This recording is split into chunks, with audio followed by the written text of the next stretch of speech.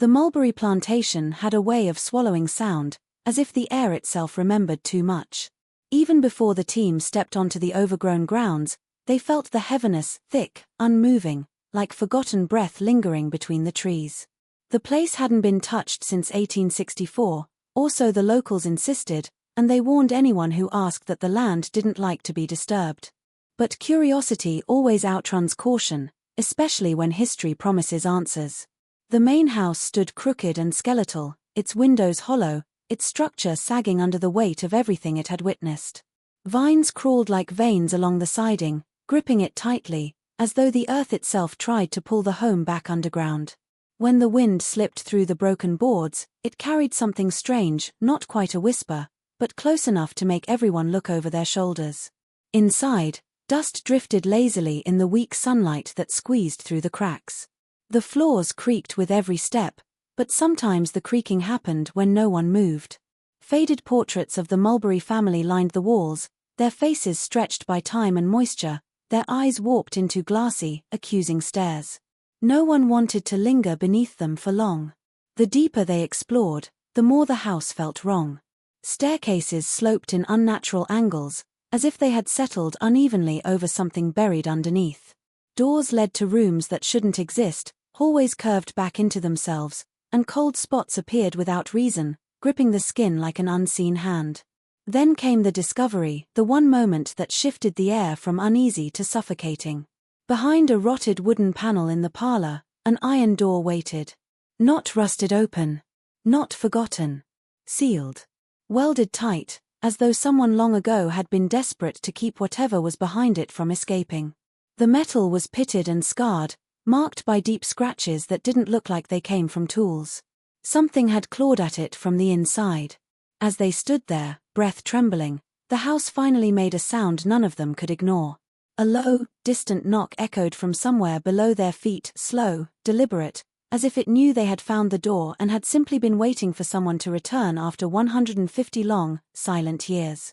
The discovery of the Mulberry Plantation began as a routine historical documentation project, the kind that promised more dust than danger. A small research team had been commissioned to survey old properties across rural Louisiana, cataloging what remained of structures that had faded from public memory. Most stops on their list were collapsing barns, weather-worn slave quarters, or forgotten homesteads swallowed by vines. But the Mulberry Plantation was different from the moment it appeared on their map, unmarked, unlisted, and missing from every county archive despite rumors that it had once been one of the largest estates in the region.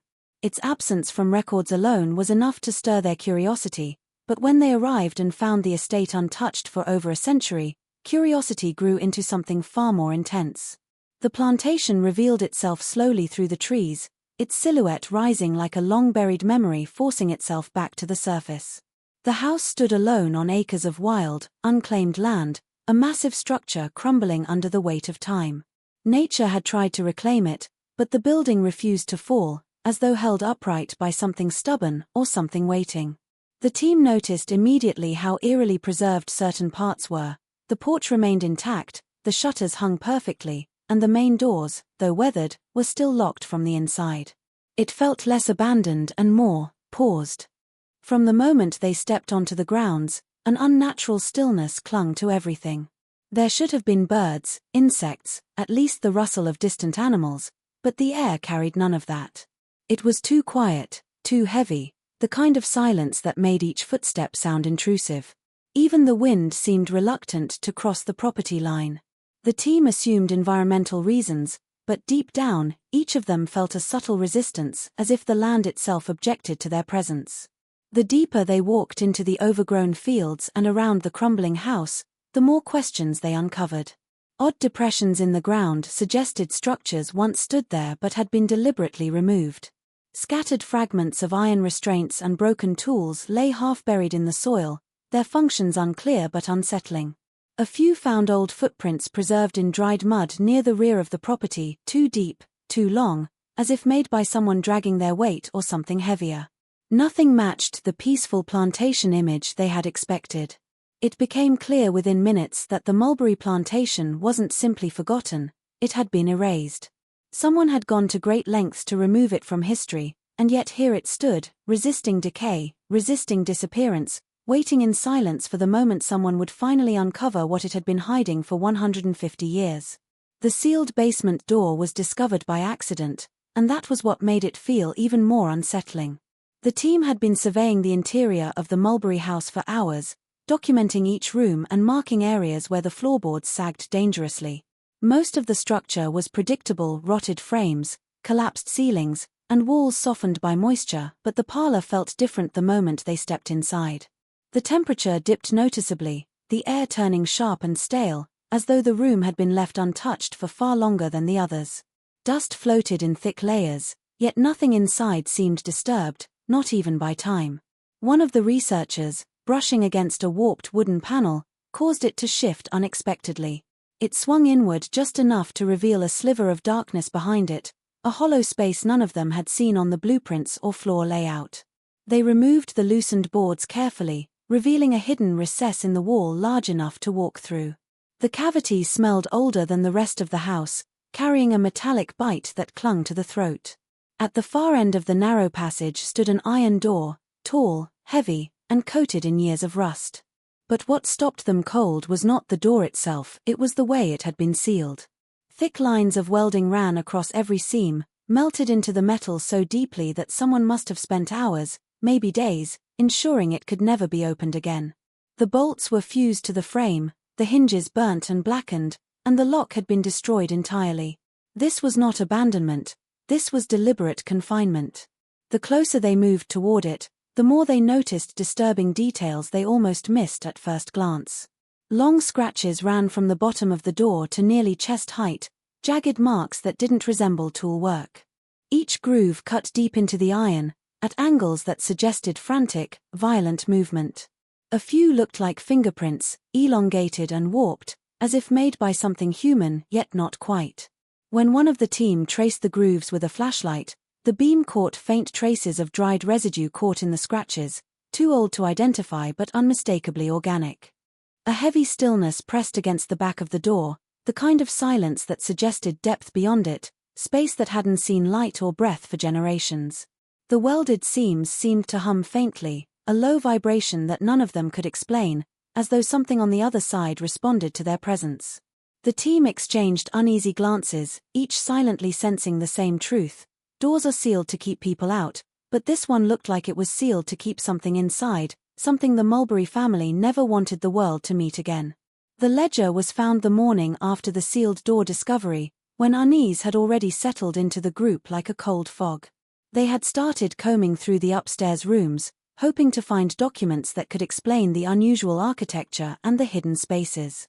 One bedroom, collapsed on one side, had a dresser that seemed out of place, its wood better preserved and its drawers strangely intact despite the decay around it. When one of the team members tugged at the bottom drawer, it jammed, as if caught on something wedged behind it. After several careful attempts, the drawer came free, spilling a small cloud of dust and revealing a leather-bound book compressed into the back panel, as though someone had shoved it there in a hurry many decades earlier.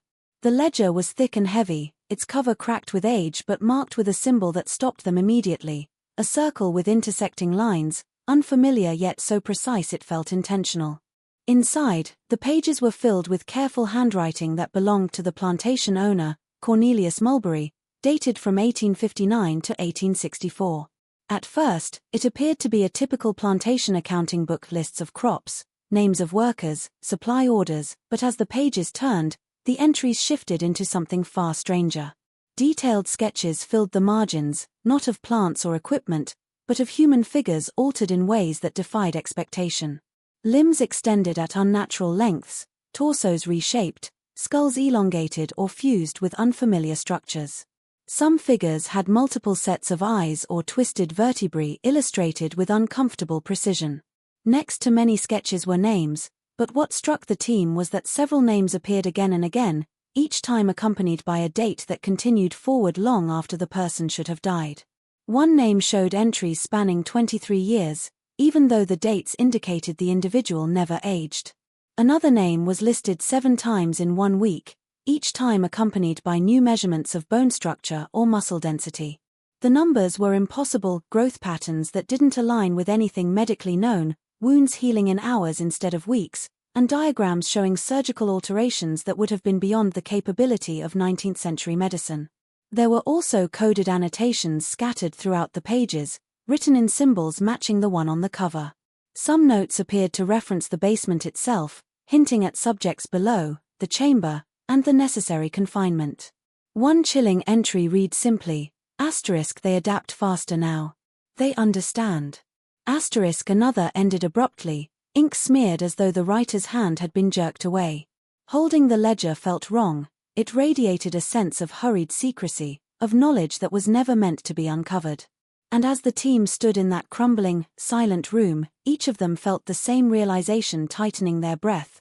The ledger was not a record of life on the plantation, it was a record of experiments, and whatever those experiments were, they hadn't stopped willingly. The whispers began so softly that at first the team dismissed them as tricks of an aging house settling under their weight. Old wood groaned, wind seeped through broken seams, and debris shifted across the warped floors, nothing unusual for a structure abandoned for over a century. But late that afternoon, as the team gathered in the parlor to compare notes, the room fell into an unnatural stillness. The air thickened, holding its breath, and then, beneath the quiet murmur of conversation, a faint sound rose from the floorboards. It was not the wind. It was not the creak of settling wood. It was something closer to a voice, thin, strained, almost too quiet to be real. At first, they froze, each wondering if anyone else had heard what they had. No one spoke. Then it came again, a hushed, wavering sound drifting upward through the cracks in the floor. One of the team members knelt down, pressing her ear cautiously against the boards. Her breath hitched instantly. She backed away so fast she nearly tipped over a fallen beam.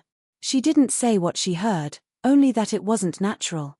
The others followed suit, crouching low, leaning close, waiting until the sound rose again, this time unmistakably deliberate. It was a whisper. A human whisper. They strained to make out the words, but the voice was fragmented, as though traveling through layers of earth and stone. A few syllables emerged, ragged, pleading, broken by long pauses. It sounded like someone trapped far below, someone whose throat had grown weak from years of calling out in the dark. The longer they listened, the more the whispers overlapped, as if several voices murmured at once, their tones uneven, some sharp with fear, others low and guttural. No two voices sounded alike. The realization that the sounds came from directly under the sealed iron door chilled them. The hidden passage, the welded seams, the clawed metal, everything that had seemed like an architectural curiosity now felt horrifyingly explained. Something had been shut away down there. Not for days or months, but for generations. And the whispers didn't sound like echoes of the past. They sounded present. Alive. As the sun dipped behind the trees, the house darkened, and the whispers shifted. They no longer floated up weakly, they grew clearer, sharper, rising with an almost eager urgency. One voice trembled between the floorboards, forming a word that made one researcher's knees buckle, a single, simple word spoken with haunting longing. Please. In that moment, every person in the room understood that what lay beneath them was not silent, not forgotten, and certainly not at rest. The basement wasn't just a sealed chamber. It was a prison, and whatever was inside had been waiting a very long time for someone to finally hear it. The decision to descend into the basement came only after hours of tense debate, each member of the team torn between fear and responsibility. The whispers had grown clearer, lingering in the air long after they stepped away from the sealed door, and no one could shake the sense that the voices were aware of them. Unease spread like a slow poison, making the house feel smaller and heavier with each passing minute. But the ledger's entries, the hidden symbols, the unnatural scratches, everything pointed to the basement as the heart of the mystery. Curiosity had brought them to the Mulberry Plantation, but now something deeper urged them downward, something that felt less like choice and more like inevitability. Cutting through the welded seams took hours. The team worked in rotating shifts, each clang of metal against metal echoing through the hollow rooms above them. With every strike, a strong metallic scent grew thicker, as if the air behind the door had not moved since the 1800s and resented being disturbed. When the final weld snapped, the door sagged inward with a tremor that shook dust from the ceiling. A burst of cold air rushed out, carrying a smell that made their eyes water, a blend of rust, damp earth, and something faintly organic, something that suggested decay yet didn't entirely resemble it. Flashlights barely penetrated the darkness ahead. The staircase leading down was narrow and uneven, carved directly into the ground rather than built. They descended slowly, their breaths tight, aware that the whispers had stopped completely the moment the door opened. The silence now felt watchful. At the bottom of the stairs, their lights revealed a tunnel system stretching far beneath the plantation, walls carved with strange patterns matching those in the ledger. The carvings had been made with precision, yet the stone around them bore deep gouges, as if something had scraped against the walls repeatedly over the years. Rusty iron restraints were bolted into alcoves along the passage, their chains still intact. Some were stretched unnaturally long, as though pulled beyond their intended length with violent force. Faded stains marked the floor, too old to identify but unsettling enough that none of them wanted to speculate. As they continued deeper, the temperature dropped sharply, their breaths turning white in the beams of their flashlights. The air felt thick, weighted with the sensation of being observed from just beyond the edges of the light. Then, in a small chamber at the end of the first tunnel, they found evidence that someone or something had once lived there. A crude bed made of old fabric scraps, empty bowls arranged neatly in the corner, and faint marks on the wall that resembled tallies, as if counting days or years. The realization struck all of them at once: this was not an abandoned basement. It was a containment area. And whoever had been confined there had not merely existed, they had waited, watched, and endured in a darkness deeper than any human mind was meant to survive. The deeper the team moved into the tunnels, the more the space seemed to resist their presence. The air thickened, the earth pulsed with a subtle vibration beneath their boots, and the shadows grew heavier, clinging to the walls as though reluctant to let go. Their flashlights trembled across the rough stone until one beam caught something pale on the floor ahead, an object so out of place that they approached with painful caution. At first, they thought it was a discarded mannequin, a relic from some forgotten experiment. But as they drew closer, the truth came into focus. It was a body, preserved in a state that defied nature and time. The skin had a waxen quality, stretched smoothly over elongated bones, and the eyes, although closed, seemed unnervingly intact. A faint distortion in the figure's proportions hinted at deliberate alteration, as though someone had reshaped the body to match a different vision of what it should be. The shock of the first discovery was only the beginning. As they swept their lights across the chamber, more forms appeared, some human, some disturbingly not. A figure lay curled unnaturally in a corner, its spine arched into a series of impossible angles, vertebrae fused in ways that should have been lethal. Another body, half covered in brittle cloth, showed signs of surgical incisions that had healed in patterns that made no medical sense, the scars forming symmetrical shapes almost like the symbols in the ledger. One figure had limbs extended well beyond normal human length, the joints reinforced with what looked like filigreed bone that didn't match the rest of the skeleton. Every preserved body told a story, but none of them suggested a peaceful end. Some showed signs of violent struggle, fingers bent backward, teeth cracked, wrists still held in rusted restraints. Others bore expressions frozen in terror, their muscles stiffened into silent screams that time had not erased. The most disturbing were the bodies that seemed caught mid-transition, as if the person had been altered slowly, piece by piece, but never allowed to finish whatever transformation had been intended. What chilled the group most was the condition of the bodies. They were far too intact for their age. No decay, no collapse, no dust settling on them despite the centuries. It was as if whatever process had been performed on them had halted decomposition entirely. The skin looked dry but preserved, the bones untouched by the brittleness of time. It was preservation not as science understands it, but as something that defied natural law. The realization settled like ice in their veins. These were not simply the remains of long-dead subjects. These were results, experiments meant to survive, to endure, perhaps even to wait. The ledger's sketches had not been illustrations of intention, they had been documentation of reality. And as the team backed away, all of them felt the same uneasy fear rising. If these altered bodies could last through a century and a half without decaying, what if not all of them were truly dead? They had seen enough to know the Mulberry basement was not a place built for the living, yet nothing prepared them for the moment they realized something down there still was. After examining the preserved bodies, the team pressed deeper into the tunnel system, driven by a mixture of dread and obligation. The air grew colder with every step, carrying a faint, rhythmic sound they couldn't place. It wasn't a whisper this time. It wasn't the groan of shifting earth. It was softer, steadier, like breathing. None of them wanted to acknowledge it, but the sound followed them, growing clearer each time they paused. And when they finally reached a chamber sealed behind a thick wooden door reinforced with iron bands, the breathing stopped abruptly, as though whatever was behind it had become aware of their presence. Unlike the earlier iron door, this one looked repaired many times, its wood splintered and patched, its metal scratched and bent outward in places that made no logical sense. Something inside had pushed against it with enough force to warp solid steel. The team exchanged a single, silent glance before forcing it open. The hinges groaned loudly, echoing down the tunnels like a warning. Their flashlights swept into the darkness, landing on a small, circular chamber lined with uneven stone. The smell inside was different, less stale, less untouched. It smelled lived in. In the corner of the room, curled tightly as though trying to disappear into the stones themselves, was a figure. At first, it looked human, thin, frail, shivering beneath scraps of ancient cloth. But its skin, pale as old bone, had a strange translucent quality, and its limbs were too long, too slender, the joints bending with a fluidity that didn't match human anatomy. Its hair hung in uneven, tangled strands, and its ribcage rose and fell sharply with each shaky breath.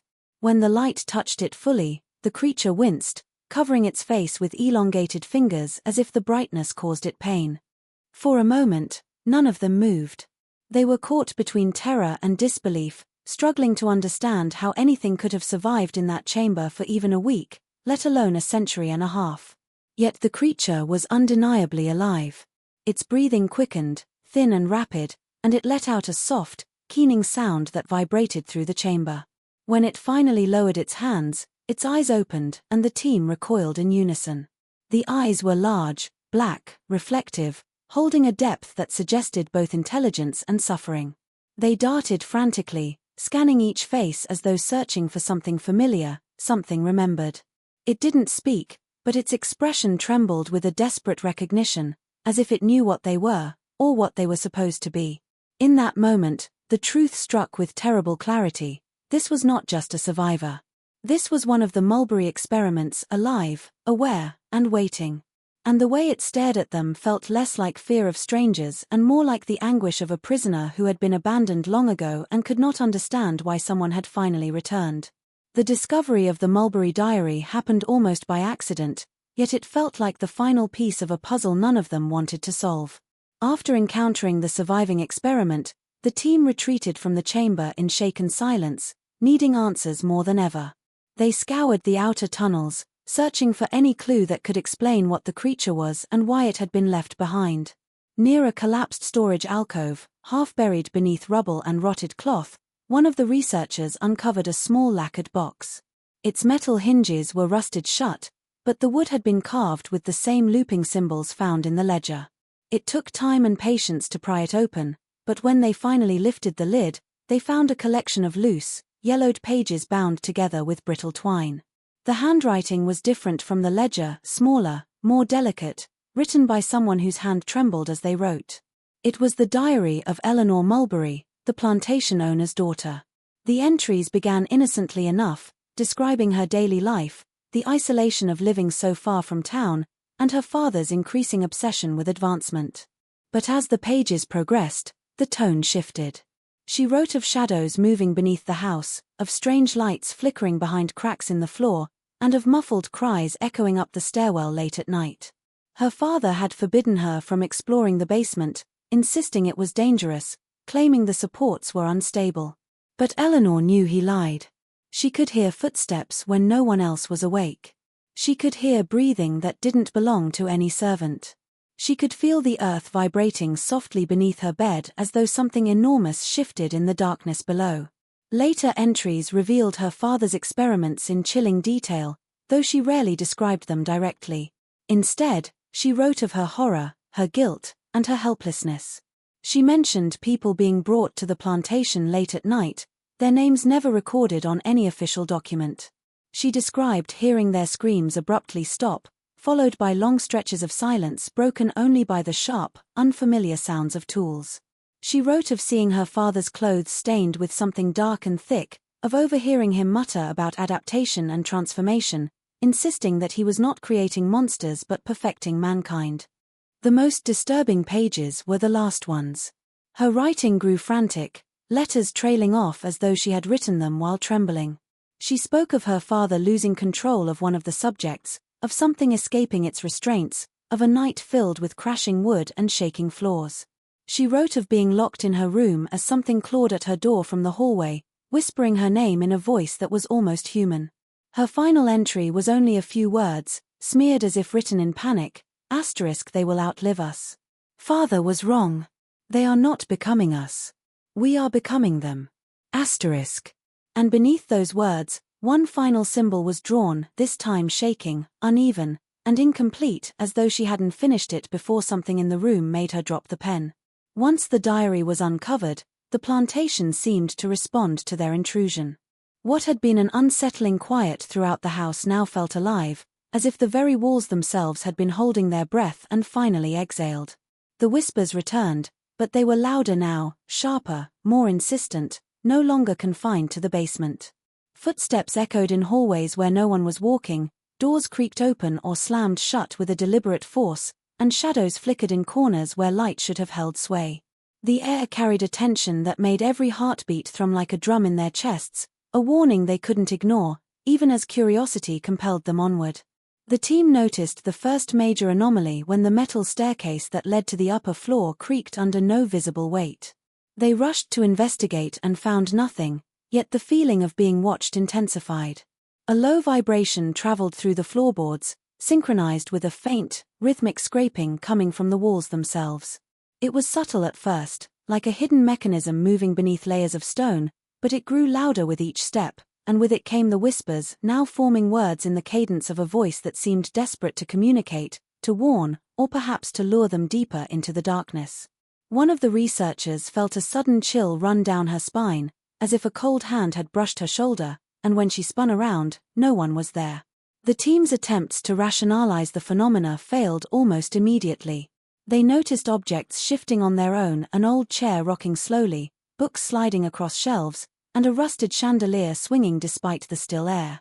Each movement felt purposeful, almost orchestrated, as though the house itself were guiding them toward the basement or toward some unseen truth. Light flickered unpredictably, leaving corners in sudden darkness that revealed vague shapes standing just beyond the edges of their vision. The sensation of being encircled grew stronger, pressing against their minds with a weight that made conversation difficult, and yet none of them wanted to leave. By the time they returned to the basement, the phenomena escalated further. The walls seemed to breathe, pulsing subtly in rhythm with their own quickening heartbeats. The whispers had grown into coherent phrases, calling names, echoing cries, and fractured sentences that hinted at knowledge of the team's presence and lineage. The surviving experiment moved slightly within its chamber, its gaze following them with unsettling intelligence, as though aware of not just their intrusion, but their heritage. In that moment, the boundary between the past and the present felt impossibly thin, and every shadow, every creak, every whisper reinforced the terrifying realization that the Mulberry Plantation was not simply haunted by history, it was active, alive, and watching.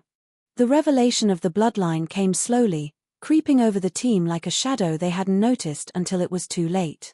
It began innocuously enough, with one researcher examining the ledger and diary side by side, trying to match the names of the subjects with historical records.